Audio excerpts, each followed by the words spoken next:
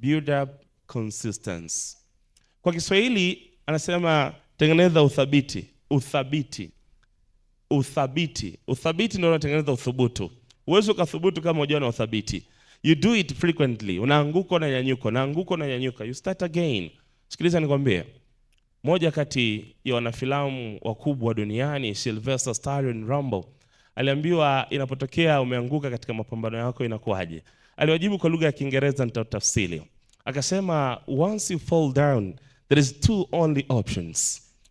Either you lie then you die, or you lie, you stand, then you walk, you go.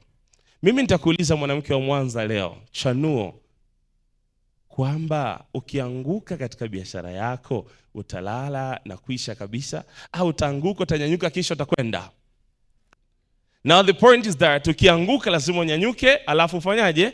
Uende. Sasa leo nataka nikwambie utaitumiaje AI kuitengeneza brand yako, unyanyuke kisha ufanyaje? Kisha uende. Ndio maana nikakwambia hatua ya pili tunapotaka kutengeneza biashara yetu ni lazima tuwe na consistency. Ulipoanza usiache, endelea nayo. Never give up within short time, never. Always we need your hustles. Tunataka tukuone unaanza vipi, unakuwa vipi na unakwenda vipi. Kwa hiyo we have a point to start. We have a point to grow. Tuna sehemu ya kuanzia, tuna sehemu ya kukua, na tuna sehemu ya kwenda mbele zaidi. Nisikilize kwa makini.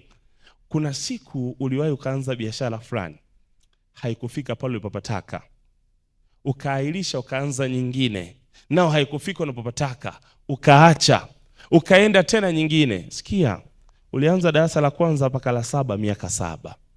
Unatafuta elimu. Ukaanza form 1 mpaka form 4 miaka 4 unatafuta elimu. Ukaenda form 5 na form 6 miaka 2 unatafuta elimu. Ukaenda bachelor degree mwaka wa kwanza wa pili unatafuta elimu. And some of you ukaenda masters mpaka PhD. Miaka 17 unatafuta nini? Na ulipoipata, there you came in your comfort zone. Then you said, yeah, mimi ni msomi, na ndio maana kwa hasira ukarusha kofia ya mahafari. Sasa hata biashara inahitaji consistency.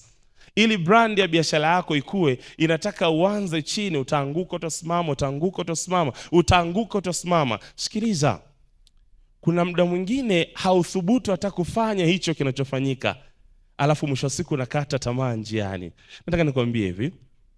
Ifike mwisho kuangalia biashara za wenzako.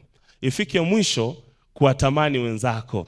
Ifike mwisho kuwasemea tu wenzako na kulike picha zako. Nataka na wewe tu like za kwako tuone na move.